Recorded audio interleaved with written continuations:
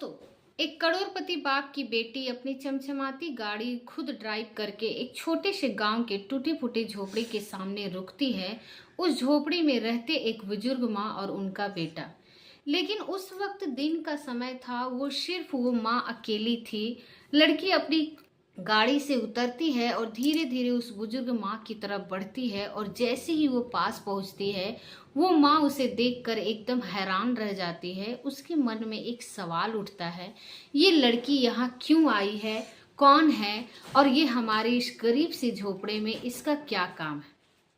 वो कुछ समझ पाती उससे पहले ही वो लड़की उसके पास आकर बड़े प्यार से कहती है, माँ जी, आज मैं फिर आपके यहाँ रुकना चाहती हूँ। ये सुनते ही उस बुजुर्ग माँ के चेहरे पर हैरानी और सवालों की लकीरें खिंच जाती है। वो उस लड़की की गौर से देखने लगती है, जैसे कुछ समझने की कोशिश कर रही हो। आखिर कौन थी वो लड़की, और वो बुजुर्ग माँ कौन थी जिसके पास ये अमीर लड़की बार बार लौट के आ रही थी। क्या था वो रिश्ता, वो वजह उस इस सादगी भरे झोपड़े की ओर खींची लाई। दोस्तों, ये कहानी बेहद ही भावुक और दिल को छू देने वाली है। कहानी की पूरी सच्चाई जानने के बाद वीडियो को अंत तक जरूर देखें। साथ ही वीडियो लाइक करें और हमारे चैनल को सब्सक्राइब करें। दोस्तों, ये कहानी है हिमाचल प्रदेश के एक छोटे से गांव कजोलपुर की, जहां पहाड़ों की गोद में बसा हुआ अपनी खामोशी और सादगी के लिए जाना जाता था। लेकिन यहाँ एक छोटी सी झोपड़ी में रहने वाले एक माँ बेटे की जोड़ी की जिंदगी में एक ऐसा तूफान आने वाला था जो उनकी दुनिया को हमेशा के लिए बदल देगा। इस छोटी सी झोपड़ी में रहती थी लक्ष्मी देवी, एक बुजुर्ग माँ जिसकी उम्र ने उनके चेहरे पर झुर्रियाँ दे दी थी, लेकिन उनकी आंखों में अभी भी एक अजीब सी चमक बाकी थी। और उनका बेटा करण, जो अपनी माँ का इकलौता सहारा था। लक्ष्मी देवी की जिंदगी बड़ी साधारण थी। उनके पास 2-3 बकरियां थी जिनका दूध बेचकर वो अपना गुजारा करती थी, और थोड़ी सी पुरखों की जमीन थी जिस पर वो और करण मिलकर थोड़ी बहुत खेती कर लिया करते थे। करण के पिता की मौत कई साल पहले हो चुकी थी जब करण छोटा था, और उस दिन से लक्ष्मी देवी ने अकेले ही अपने बेटे को पाला, उसे पढ़ाया, उसकी हर छोटी छोटी जरूरतों को पूरा किया। उनके पास ज्यादा कुछ नहीं था, पैसा ना शोहरत, लेकिन फिर भी वो दोनों अपनी छोटी सी दुनिया में खुश थे। करण अब बड़ा हो चुका था। वो पास के एक कॉलेज में पढ़ाता था और ग्रेजुएशन की आखिरी साल में था। उसका सपना था कि वो पढ़ लिख कर एक अच्छी नौकरी करे और अपनी माँ को वो सारी खुशियाँ दे सके जो वो अब तक नहीं दे पाया, और उनकी जिंदगी को थोड़ा आसान बना सके। वो हर दिन कॉलेज जाता, पढ़ाई करता और शाम को घर लौटकर अपनी माँ का हाथ बटाता। कभी बकरियों को चारा डालने में, कभी खेत में पानी देने में। वो उनकी जिंदगी थी, सादगी थी, बड़ी मेहनत से रंगी और प्यार से सजी। लेकिन दोस्तों, कहानी में असली मोड़ तब आता है जब दूसरी तरफ हिमाचल के एक बड़े शहर शिमला में एक बहुत ही रईस परिवार की बेटी काव्या की जिंदगी अच्छी चल रही थी। काव्या अपने पिता राजेश ठाकुर की इकलौती बेटी थी, और राजेश ठाकुर कोई छोटे मोटे इंसान नहीं थे। वो शिमला के सबसे बड़े बिजनेसमैन थे जिनके पास 4-4 फैक्ट्रियां थी, आलीशान बंगला थे और गाड़ियों का काफिला था। काव्या की जिंदगी में हर वो चीज थी जो पैसों से खरीदी जा सकती थी। बड़े बड़े ब्रांड कपड़े पहन, महंगे महंगे जेंट्स, और दोस्तों एक लंबी फरिश्ता। लेकिन दोस्तों, एक चीज उनके पास नहीं थी, वो था सुकून।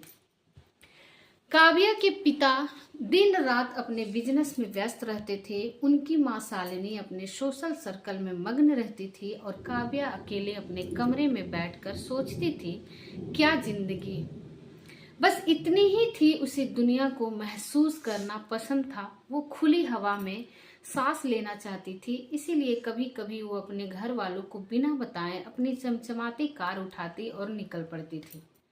कभी पहाड़ों की ओर, कभी जंगलों में भटकने, कभी बस यूं ही अपनी आजादी को जीने। ऐसे ही एक दिन काव्या ने फिर से वही किया। उसने अपनी कार को चाबी उठाई, घर वालों को बिना कुछ बताए निकल पड़ी और सीधे काजोलपुर के पास वाले पहाड़ों की तरफ चल दी। उस दिन मौसम थोड़ा साफ था, सूरज की किरणें पहाड़ों पर पड़ रही थी और काव्या अपनी कार में गाना बजाते हुए ऊपर चढ़ती चली गई। वो पूरे दिनों पहाड़ों में रही, हवा को महसूस किया, पेड़ों की सरसराहट सुनी और अपने मन को थोड़ा शांत करने की कोशिश की।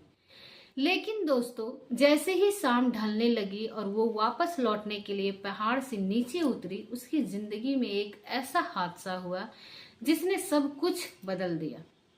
गांव के पास पहुंचते ही उसकी कार अचानक बंद हो गई। पहले तो उसने सोचा कि शायद कोई छोटी मोटी दिक्कत है, लेकिन जब उसने इंजन चेक किया तो कुछ समझ नहीं आया। ऊपर से हल्की हल्की बारिश शुरू हो गई थी और वो भी तेजी होती जा रही थी। काव्या ने घबराते हुए अपना फोन निकाला, शायद कोई मदद बुला ले, लेकिन जैसे ही स्क्रीन पर नजर पड़ी उसका दिल धक से रह गया। नेटवर्क बिल्कुल जीरो। अब सोचिए, एक लड़की जो शहर की रईसों में पली बढ़ी थी, अकेली एक अनजान गांव में बारिश में भीगती हुई, फोन बेकार, गाड़ी खराब और घर से 50 से 60 किलोमीटर दूर। उनका दिल जोर जोर से धड़क रहा था, डर लग रहा था और समझ नहीं आ रहा था कि अब क्या करें।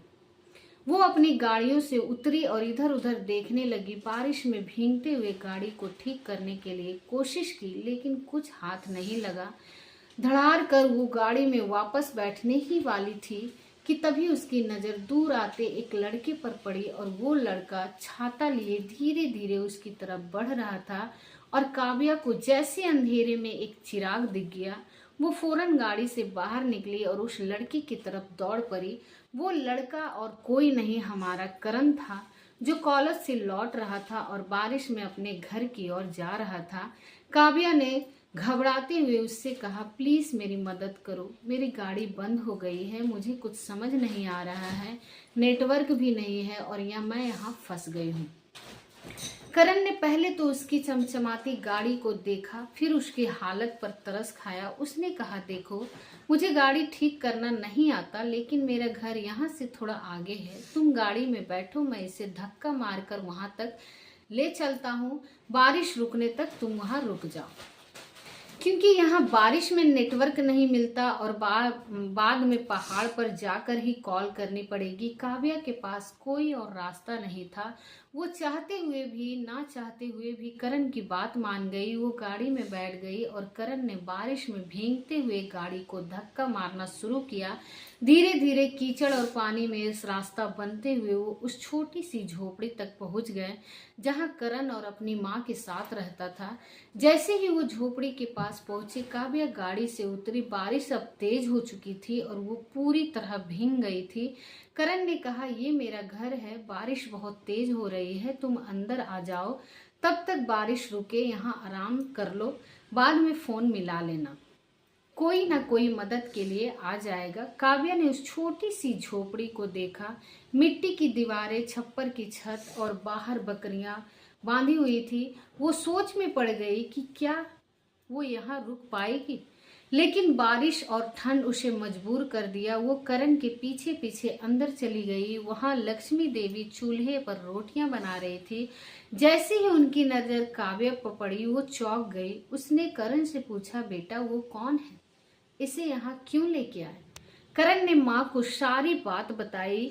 माँ, ये पहाड़ों पर घूमने आई थी, लेकिन इसकी गाड़ी खराब हो गई, मुझे गाड़ी ठीक करना नहीं आता और बारिश में यहाँ कोई मैकेनिक भी नहीं मिलेगा, नेटवर्क भी नहीं मिला, तो मैं इसे यहाँ लेके आया। लक्ष्मी देवी को पता था कि बारिश में यहाँ फोन नहीं चलता और पहाड़ों पर ही नेटवर्क मिलता है। वो काव्या की तरफ प्यार से देखने लगी और उसे एक तौलिया पकड़ाते हुए बोली, बेटी इसे ले लो, खुद को पोंछ लो, नहीं तो बीमार पड़ जाओगी, यहाँ आग के पास बैठो, ठंड कम लगेगी। काव्या ने तौलिया लिया और अपने बाल पोछे और चूल्हे के पास बैठ गई। अभी भी थोड़ा डरी हुई थी, लेकिन लक्ष्मी देवी की ममता भरी बातों ने उसे थोड़ा सुकून दिया। वो लक्ष्मी देवी को देखने लगी, बड़े प्यार से रोटियां बना रही थी। उसने झोपड़ी के अंदर नजर घुमाई, वहां एक सिलवट्टा रखा हुआ था, कुछ मिट्टी के बर्तन और एक पुराना सा रेडियो था। ये सब चीजें उनके लिए बिल्कुल नई थी। उसने उत्साहित से पूछा, अम्मा ये पत्थर यहाँ क्यों रखे हैं? लक्ष्मी देवी हंस पड़ी और बोली, बेटी ये पत्थर नहीं सिलवट्टा है, इससे हम चटनी बनाते हैं। काव्या ने हैरानी से कहा, चटनी तो मिक्सी से बनती है न? लक्ष्मी देवी ने फिर हंसते हुए कहा, हाँ बेटी मिक्सी से बनती है, लेकिन हम गरीबों की मिक्सी यही है। काव्या को ये बात अजीब लगी, लेकिन उसने कहा, अम्मा दिखाओ ना कैसे बनाती है। लक्ष्मी देवी ने उसके सामने ही हरी मिर्ची, लहसुन और नमक को सिलबट्टे पर पीसकर चटनी बनानी शुरू की। काव्या मुग्न होकर देखती रही और फिर बोली, मैं भी ट्राई करूं। लक्ष्मी देवी ने उसे सिल दिया और काव्या ने पहली बार सिलबट्टे पर चटनी पीसी। करण पास खड़ा था, ये सब देख रहा था, मन ही मन हंस रहा था कि शहर की ये लड़की कितनी मासूमियत से ये सब कर रही है। धीरे धीरे खाना तैयार हो गया। लक्ष्मी देवी ने काव्या के लिए एक थाली में रोटी, चटनी और थोड़ी सी सब्जी परोसी। काव्या ने पहले तो खाने को देखकर मुंह बनाया, लेकिन फिर सोचा कि जब यहाँ इतना कुछ एंजॉय कर रही हूँ तो इसे भी ट्राई कर लेती हूँ। जैसे ही उसने पहला निवाला मुंह में डाला, उसे एक अलग सी स्वाद महसूस हुआ। शायद भूख की वजह से, शायद उस माहौल की वजह से, लेकिन उस सादे से खाने में उसे ऐसा मजा आया जो कभी अपने घर की महंगे रेस्टोरेंट में खाने में नहीं आया था। खाते खाते लक्ष्मी देवी सी बातें करने लगी और करण भी बीचों बीच में उसे समझाता कि गांव में ये चीजें कैसे काम करती हैं। तीनों बैठे बातें कर रहे थे, हंस रहे थे और बाहर बारिश थमने का नाम नहीं ले रही थी। रात के 10 बज गए और लक्ष्मी देवी ने कहा, बेटी अब रात हो गई है, बारिश अभी नहीं रुकेगी, तुम यहीं रुक जाओ, सुबह तक शायद मौसम साफ हो जाएगा, फिर फोन कर लेना। काव्या ने सोचा कि अब और क्या कर सकते हैं। उसने हामी भर दी। लक्ष्मी देवी ने उसके लिए एक चारपाई पर बिस्तर लगाया। करण दूसरी चारपाई पर लेट गया और बीच में लक्ष्मी देवी सो गई। तीनों लेटे बातें करने लगे। करण अपनी माँ से मजाक करता, पुरानी यादें ताजा करता और काव्या ये सब सुनती रही। उसे एक अजीब सा एहसास हो रहा था, उसके घर में ऐसा प्यार, ऐसी बातें कभी नहीं होती थी। उसके पिता के पास टाइम नहीं थी, माँ अपनी दुनिया में मस्त थी और वो अकेली अपने कमरे में बंद रहती थी। लेकिन यहाँ इस छोटी सी झोपड़ी में इतने गरीबों के बावजूद इतना सुकून था कि वो हैरान थी। रात बीत गई और सुबह बारिश थम गई। करण ने काव्या को उठाया और कहा, मैम साहब बारिश रुक गई है, चलो पहाड़ पे चलते हैं, वहां से फोन कर लो, तुम्हारे घर वाले परेशान हो रहे होंगे। काव्या उठी, तैयार हुई और करण के साथ पहाड़ की चढ़ाई शुरू की। रास्ते में वो करण की ढेर सारी बातें करने लगी। करण ने उसे बताया कि उसके पिता की मौत बचपन में ही हो गई थी और वो अपनी माँ के लिए कुछ करना चाहता है। काव्या उसकी बातें सुनती रही और ना जाने कब उसके दिल में करण के लिए एक अलग से प्यार जाग उठा। करण हंसमुख था, मेहनती था और उसकी आंखों में एक सपना था। वो पहाड़ के ऊपर पहुंचे जहां नेटवर्क मिला। काव्या ने अपने पिता को फोन किया। राजेश ठाकुर ने घबराते हुए बोला, उठाया फोन, बेटी तू कहाँ है, हमने तुझे रात भर ढूंढा। काव्या ने सारी बात बताई और कहा, पिताजी चिंता मत करो, मेरी गाड़ी खराब हो गई है लेकिन मैं ठीक हूँ, यहाँ से मैकेनिक भेज दो। राजेश ने तुरंत मैकेनिक और एक अंतरित गाड़ी भेज दिया। काव्या करण के साथ वापस झोपड़ी लौटी और वहां वो करण और उसकी माँ का काम में हाथ बटाने लगी। कभी बकरियों को चारा डाला, कभी लक्ष्मी देवी के साथ चूल्हा जलाया और ये उसके लिए एक नया था, लेकिन उसे मजा आ रहा था। थोड़ी देर बाद उसके पिता के लोग आ गए और काव्या को जाना पड़ा। वो गाड़ी में बैठी और करण और लक्ष्मी देवी को अलविदा कहा और शिमला लौट आई। लेकिन दोस्तों कहानी यहाँ खत्म नहीं होती। घर पहुंचते ही काव्या के दिमाग में करण का चेहरा बार बार आने लगा। वो उसकी सादगी और उसकी मेहनत, उसकी माँ से मोहब्बत, सब कुछ उसे याद कर रहा था। रात को बिस्तर पर लेटी वो सोचती रही कि उसने ऐसा क्या सुकून पहले कभी क्यों नहीं महसूस किया। 2-3 दिन तक इसी उड़ेलपन में रही और फिर एक दिन उसने रहा नहीं गया। उसने अपनी कार उठाई और फिर से काजोलपुर पहुंच गई। जैसे ही उसकी गाड़ी झोपड़ी के पास रुकी, लक्ष्मी देवी ने उसे देखा और चौंक गई। काव्या उतरी और दौड़कर उनकी गोद में जा गिरी।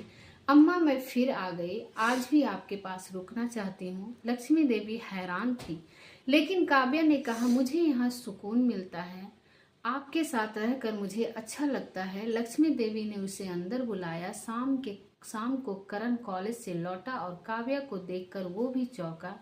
लक्ष्मी देवी ने उसे बताया कि काव्या को यहाँ अच्छा लगता है। काव्या उस दिन फिर उसके साथ करण की गौर से देखती रही और अब वो गहरा प्यार हो गया। करण ने भी उसकी नजरें नोटिस की, लेकिन सोचा कि शायद ये बस शहर की लड़की का नखरा है। अगले दिन काव्या वापस लौट गई। घर वालों ने पूछा कि कहाँ थी, तो उसने कहा वही गांव में जहाँ मुझे सुकून मिलता है।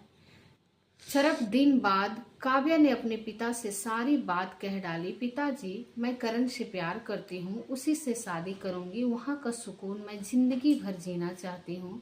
राजेश ठाकुर गुस्से में आग बबूला हो गया, लेकिन काव्या ने जिद पकड़ ली। उसकी माँ भी हैरान थी, लेकिन आखिरकार माता पिता मान गए और वो काव्या को लेकर कजूलपुर पहुंचे। करण और लक्ष्मी देवी उन्हें देखकर हैरान थे। काव्या की माँ ने लक्ष्मी देवी से कहा, हमारी बेटी आपके बेटे से प्यार करती है, क्या आप इस रिश्ते को मानेंगी?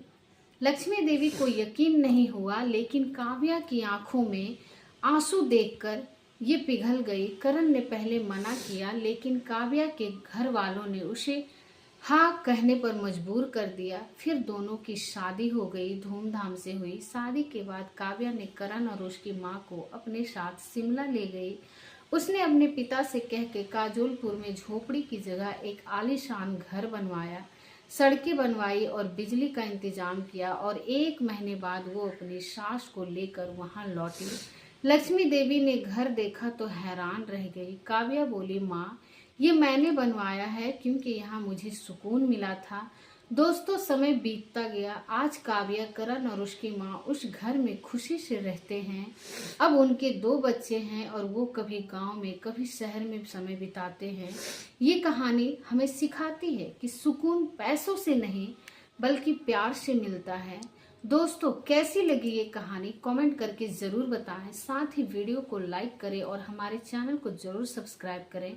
मिलते हैं ऐसे ही किसी नए वीडियो के साथ। तब तक के लिए आप सभी लोगों का बहुत बहुत धन्यवाद।